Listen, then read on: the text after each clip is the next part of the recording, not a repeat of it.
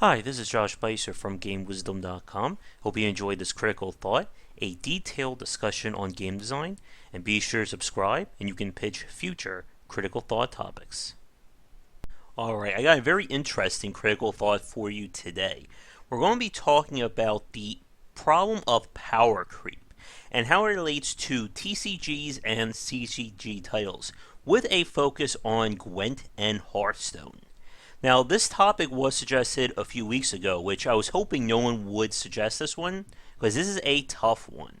And I can spoil this video right now and say that we're not going to be fixing this problem in the next, 10 to 15 minutes.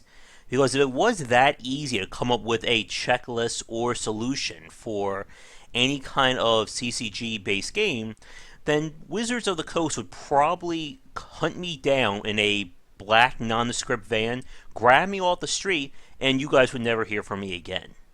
Now, we've talked about the balance design of CCG titles before, and just to make it easier for myself, when I'm going to say CCG, we can also put TCG in its place here. And when it comes to these kinds of games, there's two big challenges when it comes to balancing. And balancing can be not only with just card balance, but of course with the meta. And we have certainly talked about the meta game before, and we'll be talking about it again probably in the future. But the first big problem is that these kinds of games are built 100% on abstracted play. What that means is that the player, in terms of their own skill or their own ability, has no relation to how this game plays out. I can't slam my card down harder on a table and it does more damage. Although that would probably make Yu-Gi-Oh! Even more exciting there. But the idea is that the cards dictate everything. And that takes to the second problem when it comes to this kind of balance and the power creep issue. And that is that CCGs are built on hard rules. And we talked about this before, but a hard rule means that something will always happen. There is no mathematical probability, there are no if-then statements. If a card says that it will do 10 points of damage, it's going to do 10 points of damage. We don't need to roll a dice, we don't need to think about it. It says it, it does it. Now, what that means for CCG-based titles, of course, is that we're dealing with knowns. When I look at Hearthstone, Gwent, Duelist, any CCG or TCG based title out there, we are dealing with a set of known cards. I don't know the exact number off the top of my head of Gwent or of Hearthstone, but if a CCG has, let's say, 300 cards in it, then we know exactly anything and everything that can happen in that game, which of course makes it very easy to start min-maxing. And this is how a lot of decks are built. You have one card that you really like, or one particular strategy. So let's say I have a card that I like that turns any character, or any character-based card, into a fire elemental, or a fire-based creature. So I put this card in my deck. Then let's say I have a card that does direct damage to an opponent based on the number of fire characters on my side of the board. Well, those two cards go together, we'll put them in. And then let's say I have a card that enhances direct damage done for one turn. Well, that certainly goes to that card. And so A goes to B, goes to C, and eventually we have a finished deck built on a theme. And again, because these are set values and set knowns, it means that we know that if this card is a 5 attack, 4 defense, this is how it's going to play every round of every match until the end of time, or that card is changed.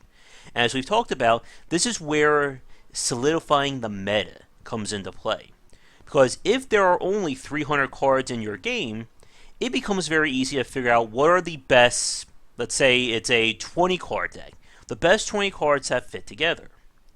And this is where that battle comes into play.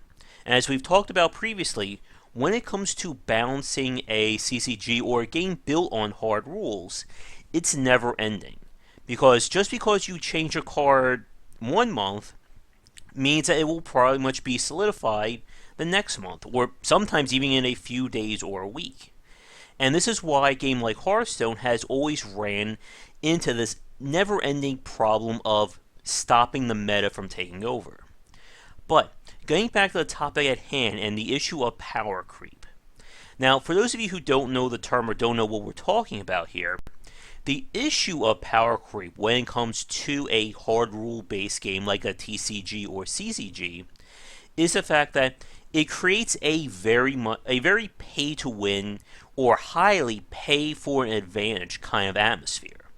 Because the more cards you have in your game, the harder it becomes to differentiate themselves. So what's the easiest way to make one card different? Give it more stats, or higher stats. And Hearthstone has certainly ran into this issue.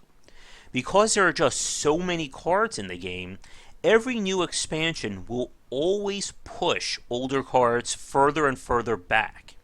This creates a situation where new players are in an even worse situation, because they're going to be relying on cards that are just, quite frankly, worse in every aspect compared to newer cards.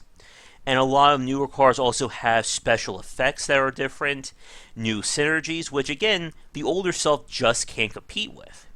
If I have two cards, one that is a 2 mana 3/4, and another 2 mana that's a 1/3, what's going to be the better card? It's pretty simple. There's no other effects on there. And this creates a situation where it becomes harder and harder the longer the game comes out. And then on the other side, for expert players, this creates that virtual arms race. Because every new expansion adds new and more powerful cards, means it becomes a rush to get those cards, figure out how they will fit into the meta, and then exploit it until the meta gets changed again. Now, of course, this is great for the developer because if I keep releasing more and more powerful cards, people are going to buy them. And people keep buying them, it means more money, and we can just repeat the cycle until either A, everyone runs out of money, or B, everyone gets fed up and leaves. Now, in games that are built on player interaction or player skill, such as action titles, first-person shooters, team-based games, stuff like that, the player has an impact on how things work. So an excellent player can make use of something that isn't as good from an abstracted point of view compared to someone who is bad at the game but has a really good weapon. But we are 7.5 minutes in. If we start talking about action-based titles and bounds, that's another 20-30 minutes on this video. Now, getting to the problem that Gwent has. Gwent is a different beast than Hearthstone, and that's for good and for bad. In Gwent, it's not about one individual card. There is not one card in Gwent that basically will dominate everything. One card that will just say, you know what, all your other cards in your deck are screwed compared to this one card, which is great. Gwent is built on synergies and combos. Because in Gwent, when you play a card down, that's it. Most times, a card, once it's played, has no other impact for the rest of that round. In Hearthstone, of course, and other CCG titles, because these cards attack, they have progressive or successive more power. If I play a card on round 2 and it survives, guess what? I can use that on turn 3 and turn 4 and so on until that card is defeated. What that means, of course, is that there is definitely a lot more about tempo and, as we talked about, a virtual arms race in Hearthstone. Now, Gwent's problem, however, is that instead of an arms race, I kind of see it as a series of oases. I think that's the proper plural there. Like I said, Gwent is not about one card, but about a combination of cards. How A interacts with B that interacts with C that creates a special effect. And each faction in Gwent is basically built around these oases of power. Nilfgaard, of course, has Reveal. Monsters have Weather and Consume. Northern Realms has boosting units and machines now. Skellige has Graveyard and, of course, damage-based cards and stuff like that. And each faction is basically overpowered in their specific realm. As a Nilfgaard player, if I use Reveal cards, you don't get those cards. You don't have those options. But to keep it from being overpowered, of course, monsters have greater control over weather, and then the consume side. which the other factions don't have. And that's where this balance comes into play. Instead of it being about one specific card, it's about a combination or a specific theme. But here's the problem with that. Because it's built on combinations, going back to the Oasis metaphor, if you try to branch out away from those oases, it becomes harder and harder to build a viable deck, which in turn, it makes the meta of Gwent a lot easier to solidify and stabilize compared to a game like Hearthstone. Right now, with the open beta of Gwent, I'm already seeing these combinations come forward. Reveal Nilfgaard, for instance, is just badass when it comes to Nilfgaard, because of how these cards are synergizing with each other. Likewise, there's a lot of monster weather because that's where those synergies are. And in a game like Gwent, it becomes more about a deck that is more stable in terms of its combos and its synergies will beat out a deck that has one or two really great cards, but no synergies at play here. There's a complaint in Nilfgaard about one card called Tibor at the moment for Nilfgaard. And again, by itself, this card is a very powerful card, but it doesn't make or break your game. But there's a very specific strategy that involves this card that makes it very hard for new players or for existing players to compete with it. And this is where the trickiness of this kind of power creep comes into play, and kind of, again, the pros and cons of Gwent. Because it's built on strategies and synergies rather than individual cards, balancing and adding cards to Gwent is a lot easier. If CD Projekt adds in a new, let's say a new Consume monster card, that has no bearings on weather or weather control monster. Just like if a new Reveal Nilfgaard card gets added, it will not affect the balance of Spy Nilfgaard. Which means that it's less about that arms race. But the problem, of course, lies in, because we're dealing with synergies of cards, it becomes harder to get everybody on the same page. And this is what I'm kind of running into with trying to rebuild my deck with the open beta. I'm finding that Spy Nilfgaard is just, quite frankly, way behind compared to Reveal Nilfgaard. There's just not as many synergies. The bonuses or the combinations that Reveal has are miles ahead of the combinations and bonuses that Spy has. Basically, a tricky play that I have can take like extra cards and is not as effective as something far simpler that Reveal has. So, and this is the part, for those of you who do play Gwent regularly, I'm kind of curious what you think about my thoughts on this. Am I just being crazy, or are you noticing these kinds of oases of meta that I'm getting? Let me know in the comments, because again, this is not an easy problem to be fixed. Because as we've talked about, every new card you add into a game is a new hard rule and a new constant. And with the Hearthstone issue, it's not one that's easily solved. Because we're dealing with essentially 4 variables on a card: the cost, the attack, the health, and a special effect, it makes it a lot harder to try and balance these cards around. Because again, you can only do so much. Now, if the developers decide to raise the power curve, then we're just making things worse.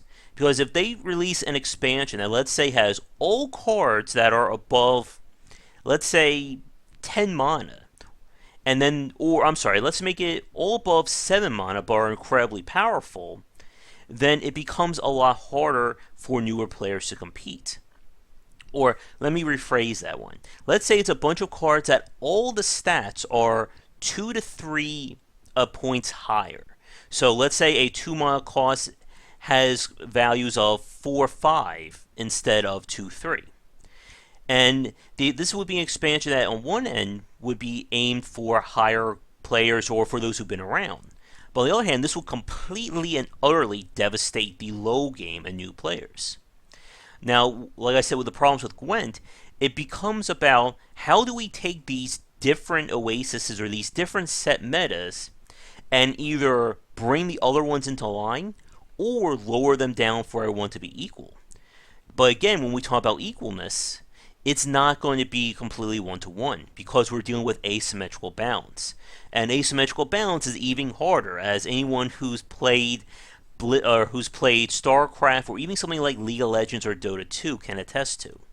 But with that said, we're going to wrap things up here because there is no easy solution to fixing a power creep.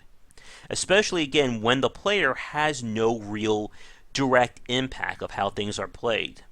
It really comes down to just what are your options in terms of expanding this game out, and then how can you do it while keeping the balance. And I know we're about to ask, how do you do that, Josh? But again, it's not an easy solution, and I am sure we will be talking about this one in many topics to come. But with that said, thank you so much for watching. If you're new and you enjoyed this little powwow on power curves, please let me know in the comments below, and like and subscribe to the channel. Check back daily for more discussions on game design here and on Game Wisdom, where we examine the art and science of games. And once again, thank you so much for watching, and until next time, have a great night. Thank you so much for watching this video. If you enjoy it, be sure to like and subscribe to the channel, and of course share with your friends. It always helps out. For daily posts on all manner of game design and industry topics, check out game-wisdom.com. To support the site and everything that I do, be sure to check out the Patreon campaign. If we can hit goals, it will mean more content for everyone to enjoy, and I'll be able to support myself and my household. If you want to follow me, you can find me on Twitter at GW for updates throughout the day and random thoughts from me. And lastly, you can find me on Twitch right over there at GW for daily streams most nights around 10 Eastern. Thanks again for watching the video, and be sure to check out more great content coming to the Game Wisdom channel real soon.